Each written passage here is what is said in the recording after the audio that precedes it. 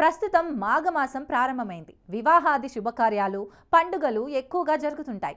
ఈ నెలలో ప్రతి ఒక్కరికి శుభ సందర్భాలకు, శుభ కార్యక్రమాలకు, పెళ్లి పేరంటాలకు వెళ్లేందుకు బంగారు ఆభరణాల కోసం చూస్తుంటారు. ఇలా నగదు కొనేందుకు చాలా మంది కస్టమర్లు పెద్ద మొత్తంలో దుకాణాలకు వెళ్తుంటారు. దేశంలో కార్పొరేట్ బంగారు షాపింగ్ మాల్స్ నుండి అనేక చిన్న చిన్న బంగారు దుకాణాలు వేలల్లో వెలిశాయి. కానీ చాలా మంది కార్పొరేట్ షాపింగ్ మాల్స్కు వెళ్తుంటారు.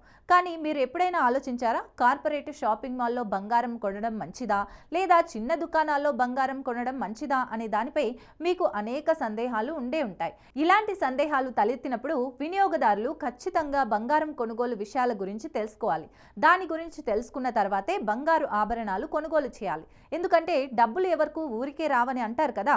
బంగారం, వెండి ఆభరణాలు, నగలు సాధారణంగా వివాహాలు, ఇతర శుభ సందర్భాలలో ఎక్కువగా కొంటుంటారు. దేశంలో లెక్కలేనన్ని బంగారు దుకాణాలు ఉన్నాయి. కానీ చాలా మంది వినియోగదారులకు బంగారం ఎక్కడ కొనాలనే సందేహం ఉంటుంది.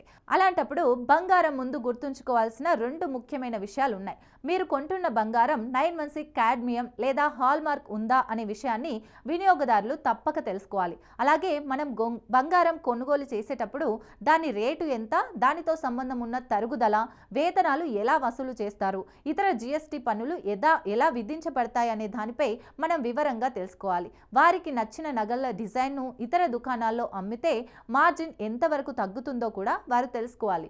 బంగారు ఆభరణాలు కొనేటప్పుడు చాలా జాగ్రత్తగా ఉండటం అవసరం.